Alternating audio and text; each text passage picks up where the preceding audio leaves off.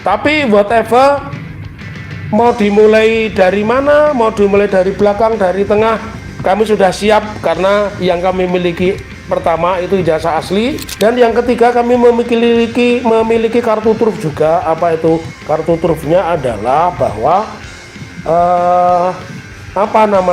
pada saat mereka menjadi alumni itu kita punya buku, namanya buku 25 tahun Fakultas Kehutanan Universitas Gadjah Mada yang terbit tahun 1988.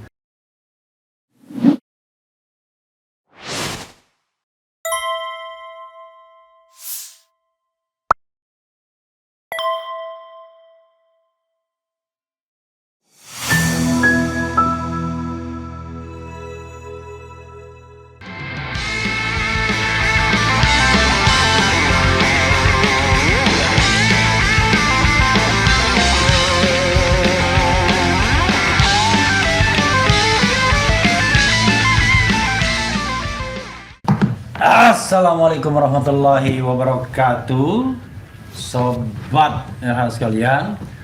Jumpa meneh di channel, lupa jadi jumpa lagi di Channel Akal Waras.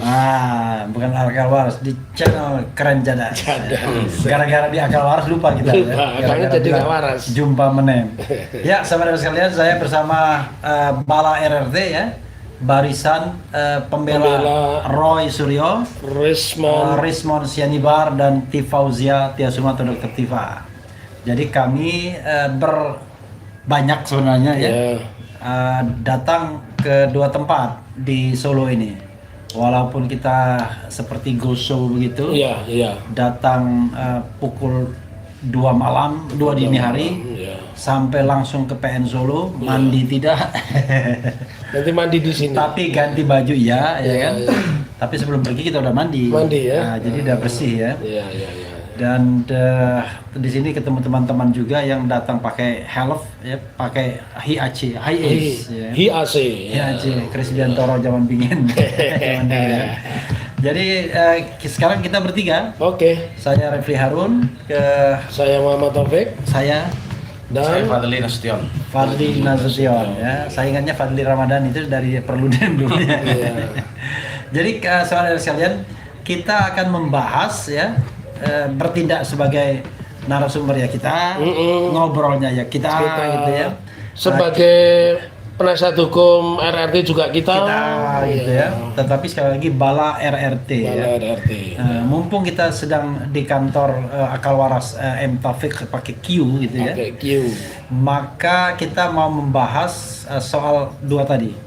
Di Pengadilan Negeri Solo, Surakarta, dan kemudian kunjungan kita ke FSEK Rudi. Ya, yang istimewa adalah berkunjung ke mantan wali kota Surakarta yang sekaligus ketua DPC PDIP Kota Surakarta, FX Hadi Rudiatmo. Ya, jadi FX provinsi. Ya, tapi menolak ya ketua DPD ya. Jadi FX Rudi, FX Hadi. FX Hadi Rudiatmo, atau dikenal dengan FX Rudi ya. Tiba-tiba saya susah mengebut F gitu ya. Kalau orang Palembang tuh ngomong F itu jadi P. Empek. Ya, Pak Taufik ya, coba di update what happened dengan pengadilan tadi. Rame yang datang, ada Amin Rais, ada Bala RRT, kemudian tentu saja ada warga Solo dan lain sebagainya. Tiba-tiba kok seperti anti klimaks. Coba silakan. Ada Rismon Sianipar sebagai prinsipal ya. Kalau Roy Suryo dan Dr. Tifa kebetulan tidak datang, tapi insya Allah nanti tanggal 6 Januari kita usahakan datang. Kita usahakan datang ya. Kalau bisa mengusahakannya. Silakan. Insya Allah. Oke, silakan. Apa yang disampaikan oleh Bang Refli Harun, saya mau tanggapi sebagai berikut ya. Memang persidangan hari ini pengadilan itu penuh, bahkan sebelum dimulai pada pukul 10 itu koridor atau gang yang ada di Pengadilan Negeri Surakarta menuju ruang sidang itu tidak bisa dilewati karena saking sesak dan penuhnya orang-orang yang antusias ingin mengikuti jalannya persidangan gugatan citizen lawsuit ya yang mensoalkan sikap negara yang mendiamkan saja terkait dengan ijazah Dr. Andes Insinyur Haji Joko Widodo. Nah, kalau dibilang anti klimak belum ya, karena tadi belum ada pembuktian. Nah, jadi begini. Ketika dari tim kami itu menyajikan 15 bukti, kemudian dilihat oleh hakim, diperiksa begitu tepatnya, hakim tidak bisa menerima ketika KTP penggugat 1 dan penggugat 2 dijadikan satu bukti, dan ketika ijazah penggugat 1 dan penggugat 2 dijadikan satu bukti, begitu juga transkrip nilai itu tidak bisa, maka otomatis bukti P1 itu akan berkembang menjadi P11, P12 ya. Kemudian yang P2 juga akan bertambah, P21, P22 dan seterusnya, dan ini berpengaruh. Tetapi so far so good. Sebab di bukti-bukti yang lain itu dinyatakan diterima begitu. Tata urutannya saja pasti kita rubah, dan tadi sudah kita rubah. Jadi tata urutannya itu akan kita rubah. Namun yang menarik, substansi dari persidangan pada hari ini, selain tadi disebutkan oleh Bang Refli Harun, dihadiri Pak Amin Rais, dihadiri Rismon Sianipar, dihadiri juga beberapa televisi nasional, dan juga dihadiri oleh teman-teman yang datang dari Banten, dari Bandung, dari Bojonegoro, dari Jember ya, dari Semarang otomatis, dan dari Surakarta tentu saja. Itu sangat menggembirakan kami ya, bahwa artinya sebuah pengadilan di kota yang kalau siang penduduknya 2 juta, kalau malam penduduknya 600.000 ini, orang begitu antusias ya. Nah, memang di situ benar yang dibilang oleh RH ya, ada perdebatan ya. Perdebatan itu khususnya tentang keinginan dari penggugat, keinginan dari kami itu untuk melakukan cross examination. Apa maksudnya?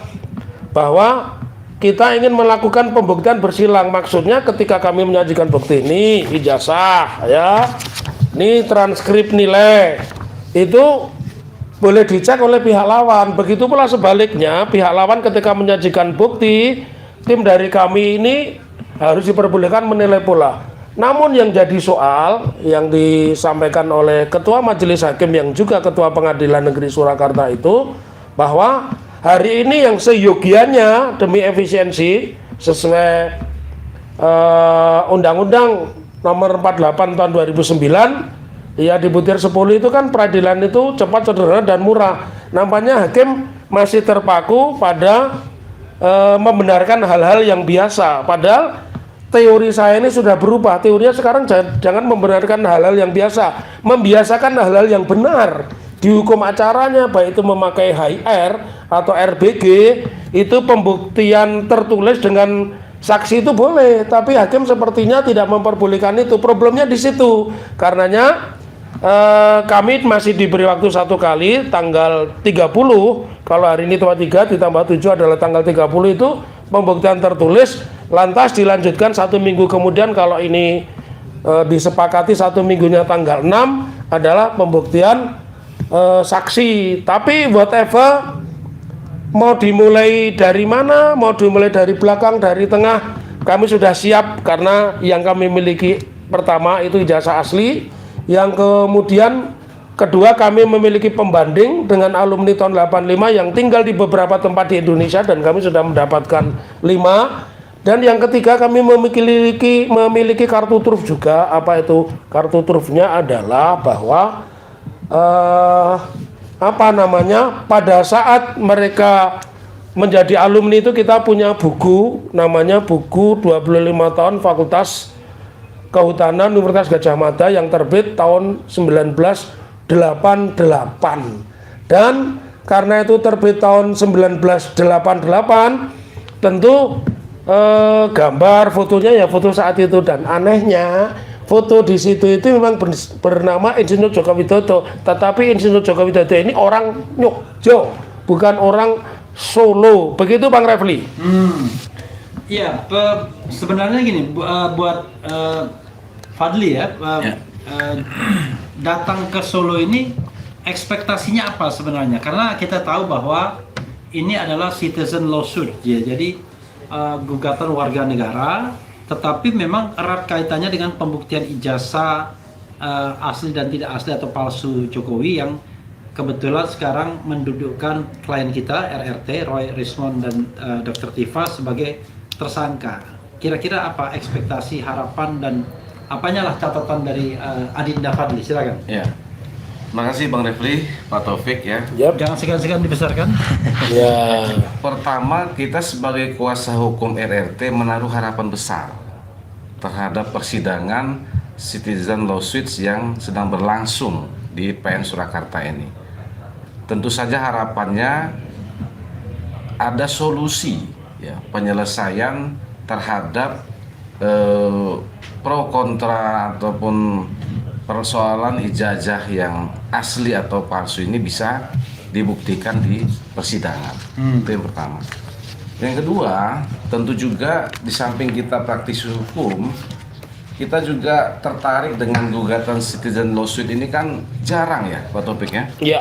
Sangat-sangat jarang ini terjadi. Ya. Dan sampai pemeriksaan bukti lebih-lebih. betul. Nah, terutama juga di tahun-tahun ini mungkin bisa dihitung jari lah orang melakukan gugatan CLS ini, citizen lawsuit.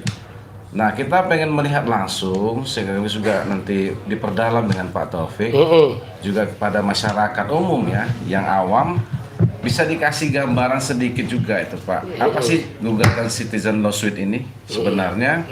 Siapa sih yang menjadi penggugat dan siapa yang menjadi tergugat dalam perkara ini? Kemudian apa kaitannya dengan ijazah Pak Jokowi itu? Gitu Pak. Jadi biar penonton tidak bingung, jadi kita sudah memerankan dirinya sebagai saling bertanya, saling menjawab, saling sapa. Nah, tetapi karena Pak Taufik tuan rumah yang mengetahui detail persoalannya, kita silakan Pak Taufik. Ini satu pertanyaan menarik dan menjadi kewajiban saya untuk menerangkan Sobat RH dan juga mahasiswa peserta kuliah terbuka Fakultas Hukum Universitas Akal Waras. Apa itu citizen lawsuit? Kalau kita berbicara citizen berarti itu penduduk ya. Kemudian lawsuit itu kita bisa menyebutnya gugatan, komplain atau apa. Tetapi ada satu karakteristik tersendiri. Kalau di dalam proses perbuatan melawan hukum, gugatan wan prestasi atau gugatan ingkar janji atau gugatan onrah mata gedat atau wedereh teleh begitu ya. Kalau kita bicara pidana itu wedereh teleh, maka sebenarnya kita ini sedang menguji kenapa perkara ijazah yang sudah 11 tahun, artinya 10 tahun di masa pemerintahan Pak Dr. Andes Insinyur Haji Joko Widodo ya, itu tidak pernah terselesaikan, dan kemudian di pemerintahan Pak Prabowo justru memakan korban baru. Di pemerintahan Pak Jokowi masuk akal, dia berkuasa, dia menguasai semua lini hukum, polisi, jaksa dan hakim. Nah, kemudian di masa yang sekarang ini ada 8 orang menjadi tersangka ya, yang 5 di klaster pertama, yang 3 di klaster kedua. Dan sejauh ini kalau mendasarkan pendapat dari para pakar hukum tata negara seperti Profesor Jimli Asidiki, kemudian Profesor Mahfud MD, dan juga ahli pidana Reza Indragiri, itu kan mensyaratkan kenapa sejauh ini tidak pernah ada dibuktikan. Dan pembuktian yang paling benar menurut pendapatnya dari Prof siapa ini namanya Jimli Asidiki itu ya pengadilan perdata. Oleh karena itu, dengan latar belakang itu semua, karena sudah menjadi isu nasional bahkan internasional, kita menginginkan negara ini berbuat, karena negara ini saat ini dikelola Prabowo, ya harus kita ajukan. Apa berbuatnya itu? Tentu sebagai negara dia seorang general manager ya, dia menguasai apa saja, menguasai polisi, menguasai jaksa, menguasai kementerian, termasuk Kementerian Pendidikan Tinggi dan Kementerian Pendidikan dan Kebudayaan, mestinya itu menyelesaikan. Oleh karenanya kami melalui gugatan citizen lawsuit mempersepsikan yang namanya UGM itu sebagai institusi pemerintah, rektor itu pejabat pemerintah, wakil rektor adalah pejabat pemerintah ya. Dan perguruan tinggi, Universitas Gadjah Mada serta polisi sebagai institusi harus bertanggung jawab. Kebetulan makanya tadi pertanyaan Bang Refli ya kan nyambung. Ini kan sidangnya Dr. Tifa di Jakarta, tetapi kenapa pemeriksaan di Jakarta, tapi kenapa datangnya di Pengadilan Surakarta Anak? Jadi citizen lawsuit itu supaya negara mengambil alih persoalan ini, karenanya kita tidak menuntut ganti rugi.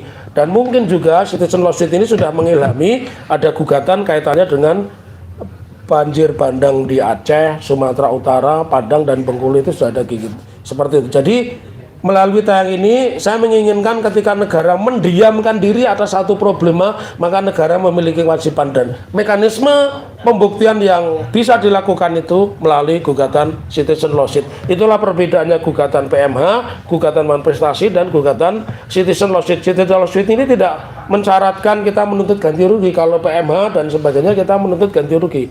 Tapi terhadap perkara ini kita ingin negara itu berbuat. Jangan negara ini seperti Menara Gading ya, nggak ngapa-ngapain, cuman nongkrong saja begitu Bang Refli. Ya, begini, tentu pemirsa pengen tahu siapa yang digugat, Yes. siapa penggugat, dan apa petitumnya atau permintaannya.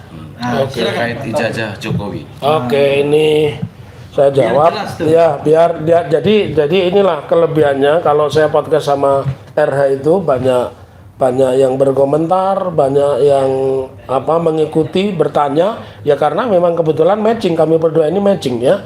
Ini saya kasih tahu dulu, ini saya bocorin ya, keduanya ini dulu mantan wartawan, jadi beliau wartawan, saya juga wartawan. Kalau dulu berarti wartawan, bukan mantan wartawan. Ya dulu wartawan, iya dulu wartawan, sekarang mantan ya. Dulu wartawan, beliau wartawan, saya wartawan juga ya. Nah, saya ingin terangkan siapa penggugatnya supaya berbeda dengan yang lain. Dan tadi mengatakan negara dalam hal ini Rektor UGM, Wakil Rektor UGM sebagai institusi dan kepolisian sebagai institusi negara supaya bersikap dan berbuat supaya jangan memakan korban begitu banyak ya. Apa yang kita lakukan? Maka kita mendasarkan pemberi kuasanya atau prinsipalnya adalah 2 alumni UGM. Siapa? Yang satu bernama Top Taufan Hakim, dia alumni 2002 Fakultas Ekonomi Manajemen ya. Kemudian yang kedua Bangun Sutoto ya.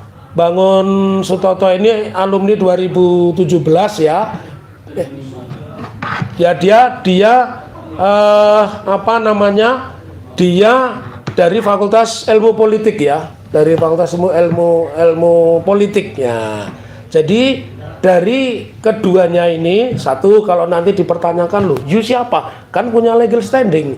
Itu pertama. Yang kedua, dia warga negara Indonesia. Dan yang ketiga, dia membayar pajak karena itu dia memiliki alasan supaya isu ini tidak liar dan tidak memakan korban, negara harus bertanggung jawab.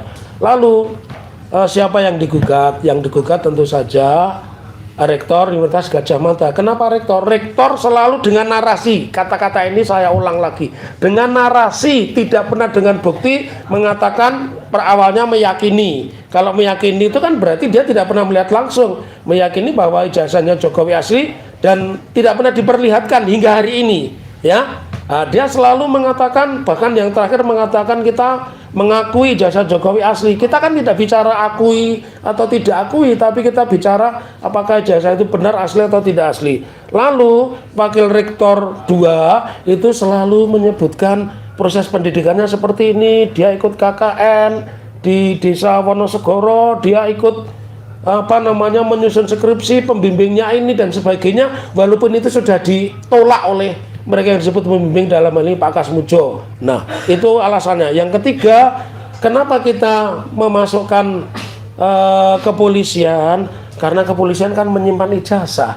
Dan kemarin ditunjukkan Kepolisian Republik Indonesia ya? Ya, Kepolisian Republik Indonesia itu menyimpan ijazah. Artinya begini, tadi juga ada di wartawan ditanya ketika di pengadilan, lalu bagaimana kalau ijazahnya itu tahan sebagai barang bukti? Justru gampang, polisi itu kan satu, mau polisi Surakarta, polisi Semarang, polisi Jakarta, polisi Banten, polisinya satu, kan mudah itu ditunjukkan. Nah, terakhir Universitas Gadjah Mada sebagai institusi juga kita masukkan sebagai turut tergugat. Kenapa? Biar dia berbuat, ya, biar dia berbuat, jangan seenaknya. Dan Pak Jokowi sebagai tergugat utama tentu saja berkewajiban kalau di depan wartawan Kompas secara eksklusif mengatakan, saya akan tunjukkan di depan sidang, di depan wartawan yang lain lebih kurang 12 wartawan juga mengatakan begitu, ya. Tentunya itu kalau beliau ini seorang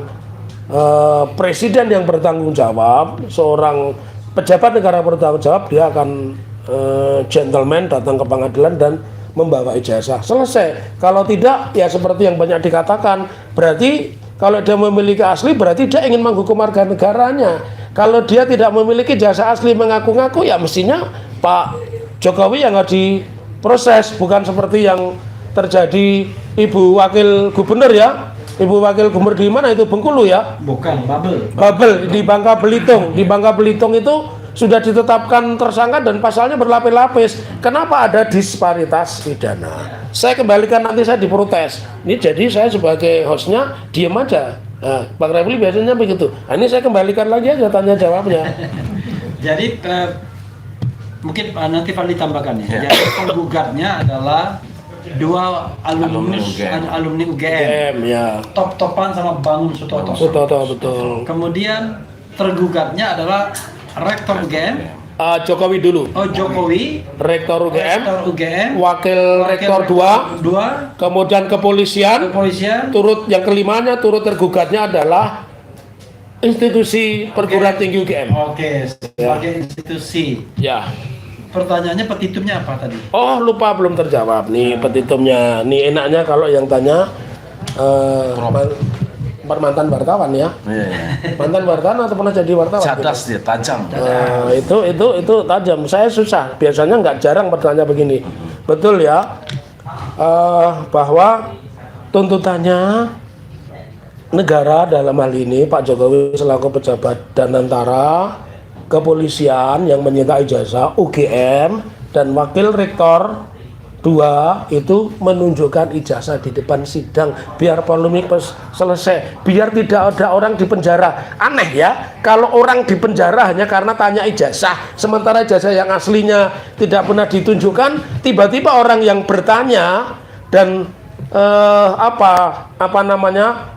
memuat ulang itu dijadikan tersangka. Itu sangat aneh dan semua orang ahli hukum pidana, hukum tata negara, ya, terus hukum karma, semua pasti bertanya itu. Tidak pernah terjadi seperti itu. Oke, jadi secara spesifik adalah mereka tanggung renteng untuk menunjukkan ijazah.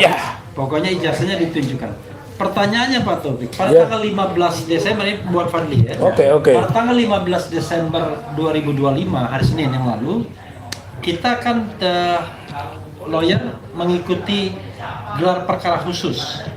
Pak Taufik karena halangan tertentu yang jauh tidak ikut, tapi saya sama Fadli ikut, ya.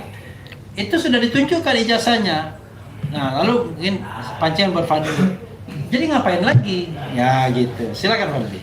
Yang juga hadir dalam gelar perkara khusus tersebut. Kalau yang ini Fadli nggak pakai zone, ya? Nggak pakai, ya. Dan juga tidak zong. Tidak zong. Fadli sungguhan ini.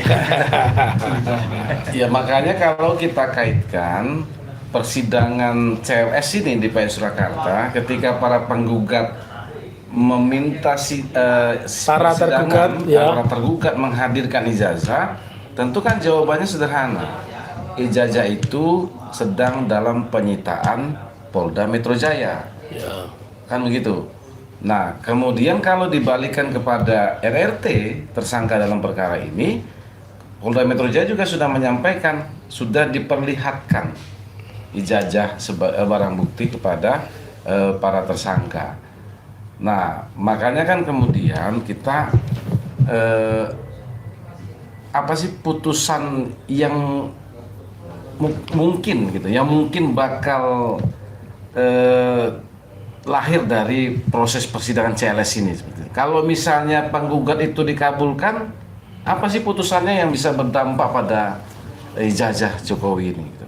Langsung aku jawab ini, ya. Nah, jadi kalau pertanyaan itu sampaikan ke saya. Jadi, sebentar, kalau saya terjadi microslip, saya mohon maaf. Karena memang baru datang dari Jakarta jam 2 dini hari, jalan dari Jakarta langsung ke PN Surakarta dan sampai sekarang belum menyentuh bantal dan kasur. Iya. Tapi sudah menyentuh 20 tusuk daging kambing. Pak Manto. Iya. Ditambah yang diicip-icip itu apa? Sumsum. Sumsum ya. Cukup bikin ngantuk. Silakan. jadi begini, aku mau jawab yang ditanyakan oleh Fadli ya. Jadi sangat berdampak sekali. Kenapa? Karena jangan lupa hampir tidak ada lubang yang kosong di dalam gugatan kami. Tadi disebutkan polisi sudah masuk pihak. Iya, polisi masuk pihak sebagai tergugat empat. Tergugat satu adalah Dr. Andes Insinyur Haji Joko Widodo. Tergugat dua adalah Rektor Universitas Gadjah Mada. Tergugat tiga adalah Wakil Rektor 2 dan tergugat empatnya adalah kepolisian. Jadi kalau kita bicara polisi kan sama aja kan. Mau polisi dimanapun orang namanya, misalkan Polsek, Kepolisian Negara Republik Indonesia, polisi sektor, kan begitu kepolisian sektor. Nah artinya kecuali kalau direformasi ya. Direformasi, tapi kayaknya susah itu Bang Refli ya. Kalau kita lihat bagaimana ada peraturan polisi nomor 10 ya yang sudah bisa mengeliminir pekerjaan Komite Reformasi Kepolisian. Oke lah, kita kembali lagi. Jadi ini sangat berdampak, implikasinya sangat luas dan ini ditunggu oleh pengacara manapun karena tanggal 26 yang akan datang itu akan datang yang namanya Subhan Palal. Namanya sebenarnya Subhan Palar. Oh, Palar. Waktu kecil dia tuh nggak bisa ngomong R. Oh iya. Makanya kok lucu Subhan Palal. Ya. Kemudian yang ketiga akan datang penggugat yang lain siapa? Insinyur Komardin Didin SH MM. Dia yang menggugat di Sleman. Nah, jadi ini implikasi yang sangat luas karenanya kami minta doa dan dukungannya datang ke pengadilan ya. RRT datang juga. Iya, makanya dan ini kalian yang tidak tahu ya, dia itu sahabat saya, tapi tidak saya perbolehkan masuk ruang sidang. Yang saya perbolehkan itu Pak Amin Rais, bahkan Rismon pun tidak saya izinkan masuk ke ruang sidang. Itulah seorang yang profesional karena apa? Nanti akan ditolak kalau mereka ini jadi saksi atau jadi ahli. Jadi tokoh-tokoh itu yang masuk ke ruang sidang hanya Prof. Amin Rais, selebihnya nguping, mungkin nguping saja juga enggak ya kayaknya. Tadi di ruang tunggu kok, ruang tertutup. Kita ngobrol-ngobrol. Iya, ngobrol-ngobrol. Jadi ini sesungguhnya sangat indah ya. Ketika orang dituduh menggunakan, bukan dituduh, ketika orang ditanyakan keabsahannya mengaku UGM, pengadilan tempat yang terhormat karena yang datang juga orang-orang terhormat. Begitu Fadli. Iya. Jadi memang menarik ya. Tokoh sekelas Pak Amin Rais hadir di persidangan kita hari ini dalam kapasitas apa gitu Pak Taufik? Pak Amin itu harus tahu, Pak Amin itu sama dengan Bang Refli, sama dengan para penggugat, mereka itu alumni Universitas Gadjah Mada.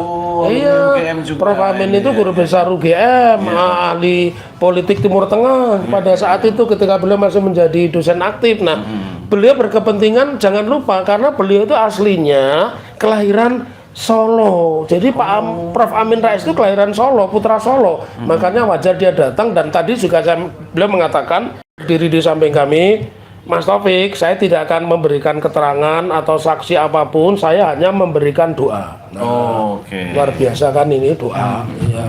Bukan sebagai saksi ya? Bukan, tidak berkedudukan sebagai apapun kecuali sebagai orang tua yang menghadiri persidangan dan mendoakan supaya di persidangan ini Pak Jokowi juga hadir secara terhormat.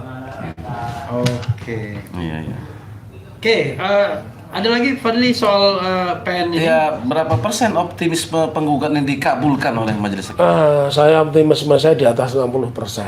Cuma 20%? Di atas 60%. Karena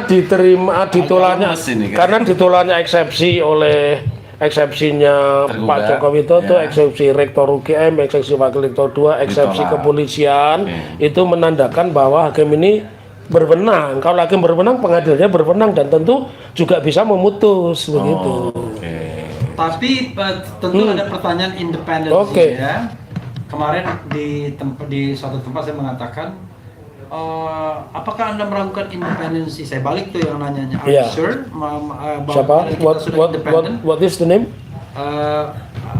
Kompas lah TV. Ya, Kompas TV. Jadi are you sure kalau sudah independen? Kalau saya mengatakan bahwa pengadilan tidak independen, kemudian tidak penyidik ya tidak independen, kemudian saya mengatakan juga unequal treatment, memperlakukan para pihak itu tidak equal, kemudian unprofessional, tidak profesional, unproporsional, tidak profesional. Apakah saya salah mengatakan demikian? Karena itulah yang kita alami kan dalam hal misalnya pembuktian ijazah ini yang kita hanya diperlihatkan pada saat terakhir injury time dan tidak boleh diraba.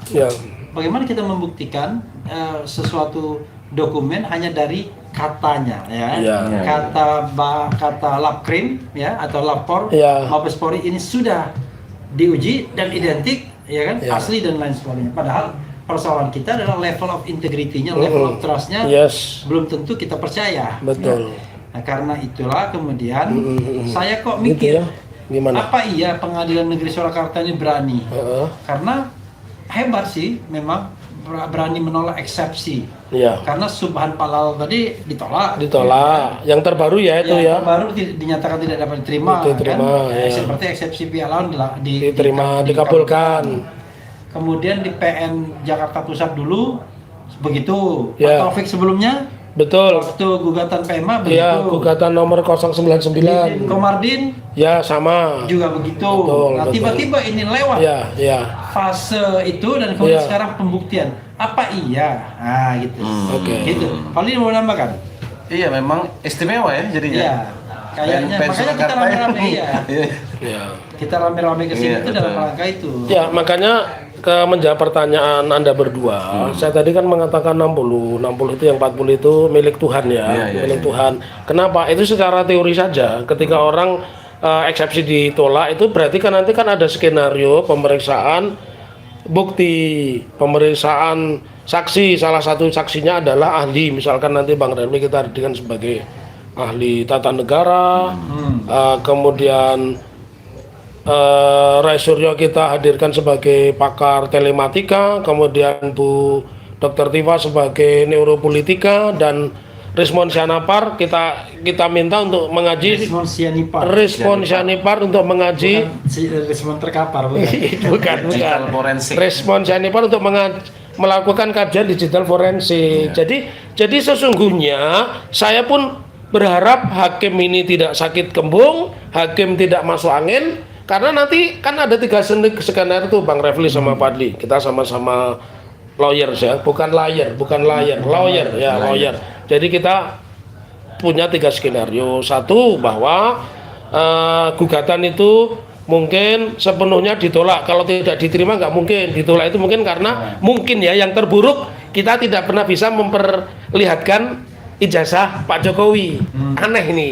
Padahal kalau gugatan perdata itu kewajiban pembuktian itu ada pada penggugat dan tergugat Oke. Kemudian jadi bisa saja nanti karena kita tidak mampu menghadirkan ijazah asli dan sepertinya itu seperti belut putih kecemplung tong yang berisi oli itu kayaknya kan susah banget itu nangkepnya begitu sudah belutnya warna putih itu kan langka. Belut putih masuk oli. Olinya oli nomor 1 lagi. Terus yang kedua bisa aja skenario bahwa dikabulkan sebagian dikabulkan sebagian bahwa satu, pengadilan negeri pasti dinyatakan berwenang mengadili, namun pengadilan negeri tidak berwenang menghadirkan secara paksa keberadaan ijazah.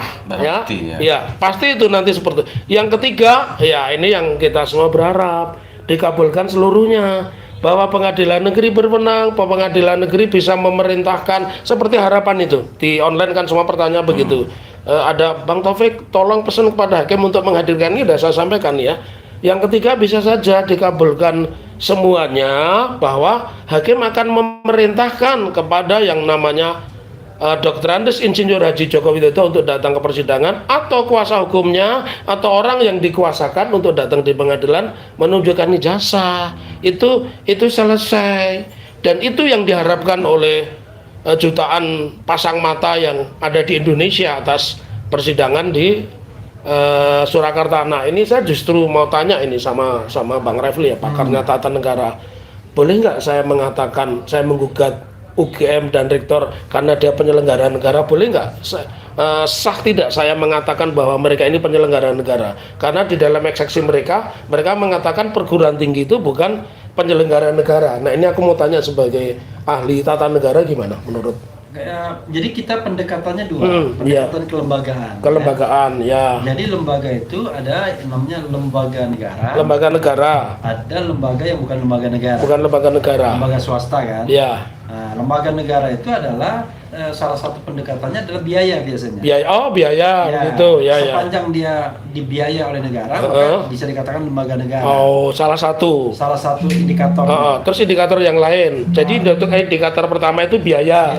Tetapi tentu proses penyelenggaraan institusi tersebut banyak melibatkan negara kan? Iya. Seperti misalnya dalam pemilihan rektor. Kita tahu kan ada suara menteri dan lain sebagainya. Kemudian penyebutan negeri kan begitu. Kalau kita bandingkan ada perguruan tinggi negeri, perhitungan swasta. Kemudian kita juga lihat status dari pegawainya yang masih mayoritas adalah ASN, aparatur sipil negara. Ada juga yang memang pegawai yang kontrak ya. Dosen kontrak ya. Dari situ maka kita tidak bisa mengatakan UGM itu bukan penyelenggara negara. Bukan institusi yang terkait dengan negara, dan kemudian rektor UGM itu penyelenggara negaranya, kan? Karena itu menurut saya kalau mereka berkelit bahwa bukan penyelenggara negara, nggak bisa. Satu lagi misalnya ya, misal apakah rektor itu terkena kewajiban untuk menyerahkan LHKPN? Kalau pejabat rektor terkena dong. Kan LHKPN itu kan laporan harta kekayaan penyelenggara. Jadi salah satu unsurnya itu. Jadi kita banyak ukuran untuk mengatakan bahwa dia adalah penyelenggara negara. Nah, dalam perspektif good governance, clean government, biasanya institusi-institusi yang apalagi fully funded by the state gitu ya, itu biasanya terkena kewajiban-kewajiban untuk transparan, objektif, ya kan. Jangan lupa juga Bang Refli, UGM kan punya kewajiban membayar pajak juga. Dosennya terima gaji, bayar pajak, biaya penelitian dan segala macamnya. Karena itu menurut saya kalau dia mengatakan bukan penyelenggara negara, aneh. Karena semua kita penyelenggara negara. Cuman ada penyelenggara negara yang pejabat negara. Ada yang bukan pejabat negara. Jadi intinya adalah dia menyelenggarakan urusan negara. Urusan apa yang diselenggarakan? Urusan di bidang pendidikan. Siapa bilang pendidikan itu bukan urusan negara? Nah, dia menyelenggarakan sebagian urusan pendidikan tersebut. Tentu tidak semuanya. Kan, tetapi dia menyelenggarakan urusan negara di bidang pendidikan, dan karena itu dibiayai oleh negara. Itu karena itu saya kira dia terkena kewajiban yang diinginkan oleh pihak Pak Taufik. Begitu. Terima kasih. Salah satu pertimbangan hakim sepertinya seperti itu. Jadi netizen biar tahu ini apa yang kami lakukan ini akal waras benar, punya legal standing, punya tujuan, tidak punya tendensius begitu. Kalau Fadli gimana Fadli? Kalau perguruan tinggi negeri itu kan bagian dari Menteri Pendidikan. Begitu Menteri ya. Pendidikan mendelegasikan kewenangannya kepada Kemenristek Dikti ya, Kementerian Ristek Pendidikan Tinggi ya. Mendelegasikan sebagian kewenangannya kepada rektor. Untuk apa menyelenggarakan pendidikan? Nah, ketika rektor Unila Lampung ya. Ditangkap KPK. Ingat karena apa? Karena dia penyelenggara negara, menerima suap. Gitu loh. Jadi konteks itu melekat sesuai dengan undang-undang KKN, termasuk dalam beberapa kategori penyelenggara negara. Jadi saya kira itu mereka hanya mencari-cari alasan saja.